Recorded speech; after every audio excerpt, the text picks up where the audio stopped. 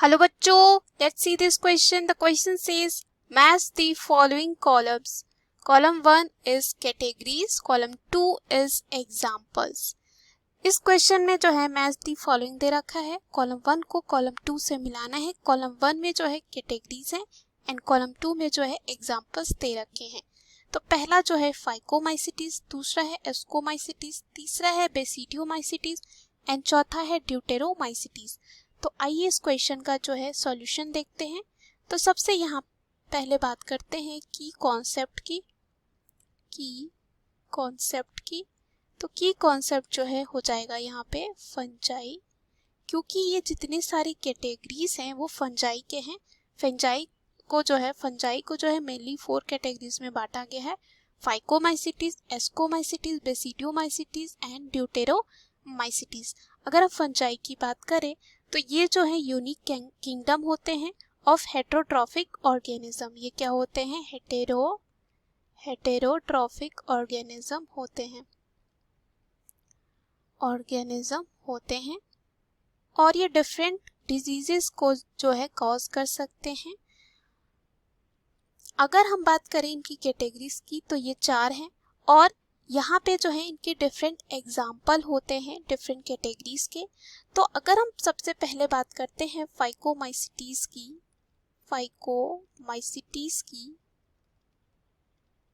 तो फाइकोमाइसिटीज जो होते हैं उन्हें कहा जाता है कॉमनली एल्गल फंजाई. क्या कहा जाता है? एल्गल फंजाई कहा जाता है. और ये जो है एक्वेटिक हैबिटेट्स में मिलते हैं. और यहाँ पे जो है अगर इनके एग्जाम्पल्स की बात करें तो एग्जाम्पल जो हो जाएगा, इनके एग्जाम्पल होते हैं म्यूकर. क्या हो जाएगा? म्यूकर होता है, राइजोपस होता है, उसके बाद होता है पाइथियम. म्यूकर की बात करें और यहाँ पे राइजोपस, तो राइजोपस को जो है आपने ऑब्जर्व किया होगा जैसे कि ब्रेड मोल्ड होते हैं उनमें होते हैं.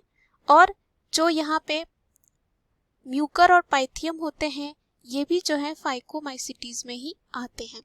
उसके बाद आता है एस्कोमाइसिटीज. अगर हम बात करें यहाँ पे एस्कोमाइसिटीज तो एस्कोमाइसिटीज जो हैं कॉमनली कहलाते हैं सेक फंजाई. क्या कहलाते हैं? सेक फंजाई ये जो हैं कहलाते हैं. उसके बाद ये जो है ज़्यादातर मल्टी सेलुलर होते हैं, लेकिन कुछ जो हैं यूनिसेलुलर होते हैं जैसे कि ईस्ट. क्या होते हैं? ईस्ट. अगर हम इनके एग्जाम्पल्स की बात करें तो यहाँ पे जो एग्जाम्पल हो जाता है वो होता है स्पर्जिलस. क्या होता है? एस्परजिलस. उसके बाद होता है क्लेविसेप्स. साथ ही साथ होता है न्यूरोस्पोरा जो रिसर्च एरियाज में यूज किया जाता है और कह सकते हैं जेनेटिक वर्क में जो है इसका यूज होता है. किसका? न्यूरोस्पोरा का. उसके बाद आता है बेसिडियोमाइसिटीज.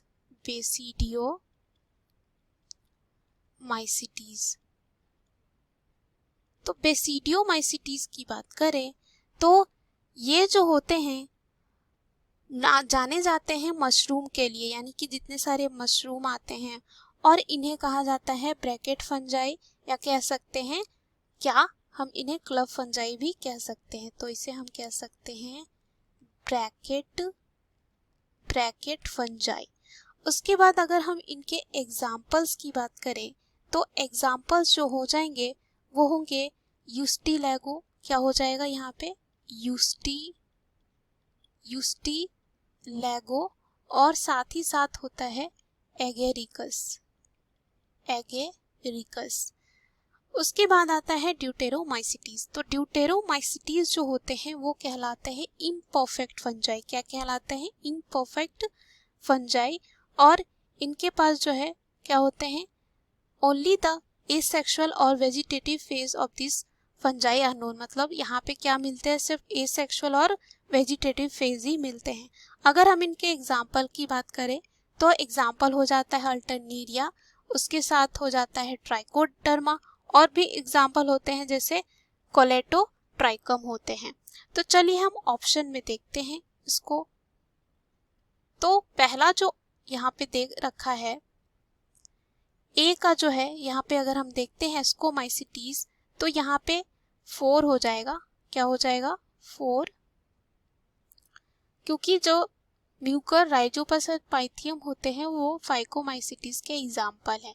तो ये जो है 4 के लिए हो जाएगा एस्को। उसके बाद आता है एस्कोमाइसिटीज। तो एस्कोमाइसिटीज में अगर देखें तो इसमें आता है स्पर्जिलस आता है, क्लेविसेप्स और न्यूरोस्पोरा आते हैं। तो यहाँ पे जो है देख सकते हैं बी का जो है 3 हो जाएगा, यानी कि ये बी हो जाएगा, ये हो जाएगा बी। उसके बाद यहाँ पे है बेसिडियोमाइसिटीज। बेसिडियोमाइसिटीज में आते हैं यूस्टिलागो और एगेरिकस, यानी कि यहाँ पे सी का जो है 2 हो जाएगा। और ड्यूटेरोमाइसिटीज के एग्जाम्पल होते हैं अल्टरनेरिया, ट्राइकोडर्मा। तो यहाँ पे ये डी के लिए हो जाएगा। चलिए ऑप्शन में चलते हैं।